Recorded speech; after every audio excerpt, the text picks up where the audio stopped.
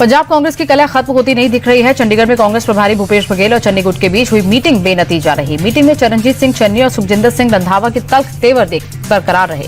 चन्नी गुट की ओर से भूपेश बघेल के सामने दो शर्तें रखी गई। एक तो अमरिंदर राजा वड़िंग को अध्यक्ष पद से हटाया जाए और दूसरा चन्नी को सीएम फेस घोषित किया जाए। बघेल ने दोनों ही शर्तों पर असहमति जताते हुए कहा कि ये मेरे अधिकार क्षेत्र में नहीं है, ये सब तक करना पार्टी आलाकमान का काम है। चरणजीत सिंह चन्नी ने भूपेश बघेल के साथ बैठक के बाद एक वीडियो जारी किया। 41 सेकंड के वीडियो में बैठक की तस्वीरों के साथ बैठक के बाद सुखजिंदर सिंह रंधावा का बयान भी आया। रंधावा कह रहे हैं कि पंजाब कांग्रेस को कॉम्प्रोमाइज लीडर नहीं चाहिए। चन्नी ने वीडियो के साथ लिखा है, हम पंजाब के लिए एकजुट हैं। हमने बघेल जी से मिलकर कांग्रेस पार्टी के कार्यकर्ताओं और जनता का पक्ष रखा है। सुखजिंदर सिंह रंधावा की कॉम्प्रोमाइज लीडर वाले बयान पर प्रदेश अध्यक्ष अमरिंदर राजा वड़िंग ने सीधे सीधे तो कुछ नहीं कहा, लेकिन इशारों में ही अपनी बात रख दी। वड़िंग ने कहा कि कॉम्प्रोमाइज कौन है? अगर कोई कॉम्प्रोमाइज है तो वो हमारे साथ नहीं रह सकता। हमें पार्टी में स्लीपर सेल या कॉम्प्रोमाइज लीडर की जरूरत नहीं है। हालांकि वड़िंग ने आगे डैमेज कंट्रोल करते हुए कहा कि मेरे रंधावा के बीच जो भी मुद्दे हैं हम उसे सुलझा लेंगे।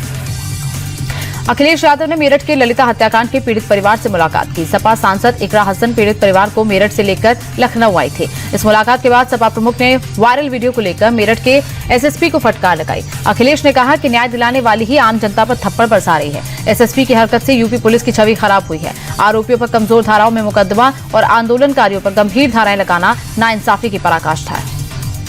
समाजवादी पार्टी पर सीएम योगी के हमले जारी हैं। कुशीनगर में मुख्यमंत्री ने कहा कि इनके पास ना नीति है ना नीयत। ये वही लोग हैं जो मंदिरों का पैसा कब्रिस्तानों पर खर्च करते थे। 2017 से पहले सपा की सरकार पॉलिसी पैरालिसिस का शिकार थी। बहन बेटियां सुरक्षित नहीं थी, लेकिन आज यूपी में सब चंगा है। न दंगा होता है, न कर्फ्यू लगता है। सपा के शासन में हिंदुओं का त्योहार मनाना दुश्वार हो गया था, लेकिन आज सभी धर्मों के लोग शांति से अपना पर्व मनाते हैं।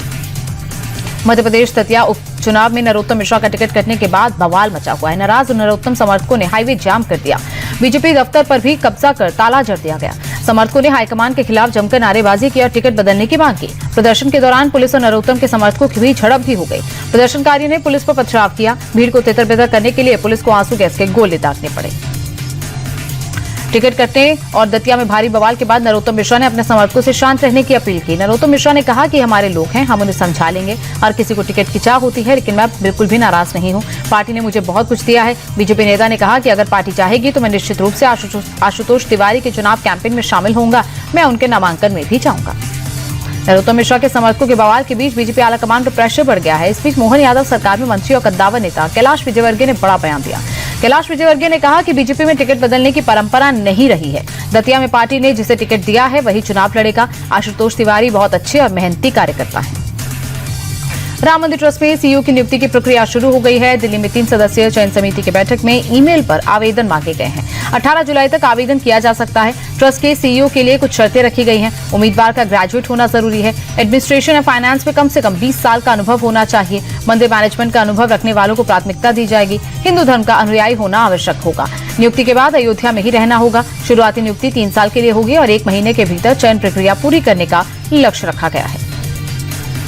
राम मंदिर चढ़ावा चोरी मामले में एक और नया खुलासा हुआ है। चोरी का खुलासा होने के बाद भी इसे छिपाने की कोशिश हुई थी। मंदिर में काम करने वाले पूर्व सैनिकों को सख्त हिदायत दी गई थी कि वो इस मामले पर कुछ ना बोलें। पूर्व सैनिकों को व्हाट्सएप ग्रुप पर मैसेज भेजा गया था कि कोई भी कुछ पूछे तो उन्हें बोलना नहीं है। अब इस मैसेज का स्क्रीनशॉट सोशल मीडिया पर वायरल हो रहा है। उधर अब मंदिर में चढ़ावा गिनने के समय में बदलाव हुआ है। अब एक ही शिफ्ट में सुबह 9 बजे से लेकर शाम 6 बजे तक चढ़ावे की गिनती होगी। चढ़ावा चोरी को लेकर हमलावर अखिलेश यादव पर योगी के मंत्री और कभी अखिलेश के करीबी रहे मनोज पांडे ने पलटवार किया है। इंडिया टीवी से बातचीत में मनोज पांडे ने सनातनी समाजवाद नारे पर अटैक करते हुए कहा कि अखिलेश को इस्लाम ही समाजवाद कहना चाहिए। मनोज पांडे ने सपा को कलयुग का मारीच बताया। उन्होंने कहा कि सपा की मंशा हिंदुत्व को कमजोर करने की है। समाजवादी पार्टी छद्मवेश वाली है। नकली लोग प्रभु राम का नाम ले रहे हैं, लेकिन देश का सनातनी गुमराह नहीं होगा। उत्तराखंड के बद्रीनाथ मंदिर में चढ़ावा चोरी मामले की जांच तेज हो गई है। एसआईटी ने मंदिर जाकर बद्रीनाथ केदारनाथ मंदिर समिति के सदस्यों के बयान दर्ज किए हैं। जो सदस्य आज मौजूद नहीं थे उनके बयान दर्ज कराने के लिए बुलाया गया है। एसआईटी की टीम ने मंदिर में लगे सीसीटीवी फुटेज की कॉपी भी इकट्ठा की है और बाकी जरूरी दस्तावेजों की जांच भी शुरू हो गई है। प्रधानमंत्री मोदी न्यूजीलैंड के ऑकलैंड के स्पार्क एरिना में 40,000 प्रवासी भारतीयों के बीच पहुंचे। प्रधानमंत्री का संबोधन शुरू होते ही पूरा वेन्यू मोदी मोदी के नारों से गूंज उठा। प्रधानमंत्री मोदी ने कहा, 25-30 साल पहले जब मैं सीएम भी नहीं था तब न्यूजीलैंड आया था। भारत न्यूजीलैंड का रिश्ता सुपरहिट है। इसमें यादें, दोस्ती और कमिटमेंट है। हमारे सामने अवसरों का खुला समंदर है। इच्छा शक्ति का नीला आसमान है। मुझे पूरा भरोसा है भारत सफल होगा।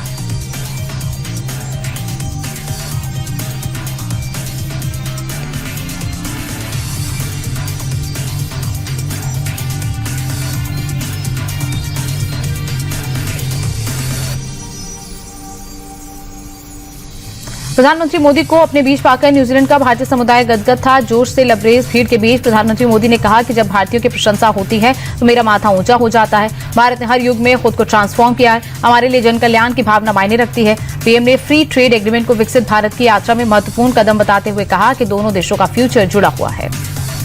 वियतनाम के फू क्वोक द्वीप के पास भारतीय पर्यटकों से भरी नाव पलट गई। पानी में डूबने से 2 महिलाओं समेत 15 पर्यटकों की मौत हो गई। मरने वाले सभी भारतीय नागरिक हैं। बताया जा रहा है कि नाव सवार 36 लोगों में से 32 भारतीय पर्यटक और 4 क्रू मेंबर्स थे। रेस्क्यू टीम ने बाकी के सभी 21 लोगों को सुरक्षित निकालकर अस्पताल में भर्ती कराया है। 2 लोगों की हालत गंभीर बताई जा रही है। वहीं पीएम मोदी ने हादसे पर दुख जताया है।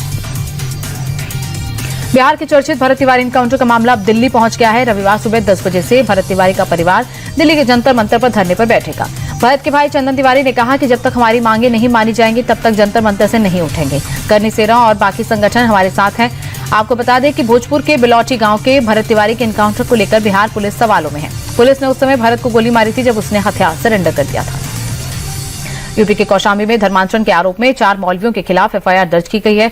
सैयद सलार गाजी की मजार पर रहने वाले 4 मौलवियों पर झाड़ फूंक कर पानी पिलाने और धर्म परिवर्तन के लिए उकसाने का आरोप है। 9 जुलाई को हिंदू संगठनों ने धर्मांतरण और लव जिहाद का आरोप लगाते हुए मजार पर तोड़फोड़ की थी। विरोध करने पर मजार के मौलवी के साथ मारपीट की गई थी। यूपी के कुशीनगर में 20 साल के युवक उर्फ गोलू की हत्या की गुत्थी पुलिस ने 6 घंटे के अंदर सुलझा ली है। जांच में अवैध संबंध में हत्या की बात सामने आई। पुलिस के मुताबिक मृतक का दोस्त की भाभी से अवैध संबंध था और इसकी भनक लगने पर दोस्त ने दोस्त की जान ले ली। पुलिस ने आरोपी दोस्त और उसके एक साथी को गिरफ्तार कर लिया है। गुरुवार शाम को गौरव घर से निकला था। शुक्रवार सुबह घर से करीब 200 मीटर दूर खून से लथपथ उसकी लाश मिली थी।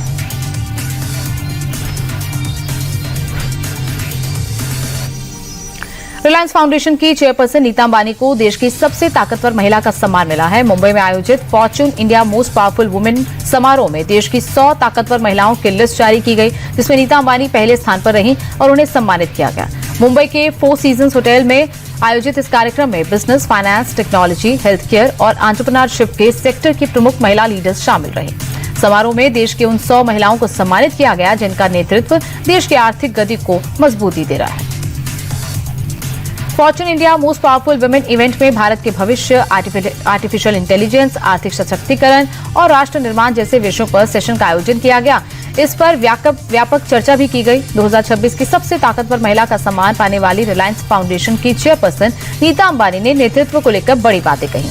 नीता अंबानी ने कहा कि समाज में दया, संवेदनशीलता, समानता और सम्मान जैसी भावनाओं को बढ़ावा देना भी नेतृत्व का महत्वपूर्ण हिस्सा है। उन्होंने बताया कि रिलायंस फाउंडेशन अपनी कई सामाजिक पहल के जरिए अब तक 10 करोड़ से ज्यादा लोगों तक पहुंच बना चुका है। नीता अंबानी ने इस बात पर भी जोर दिया कि लड़कियों को मजबूत, क्षमतावान और सशक्त बनाना देश के भविष्य के लिए बेहद जरूरी है।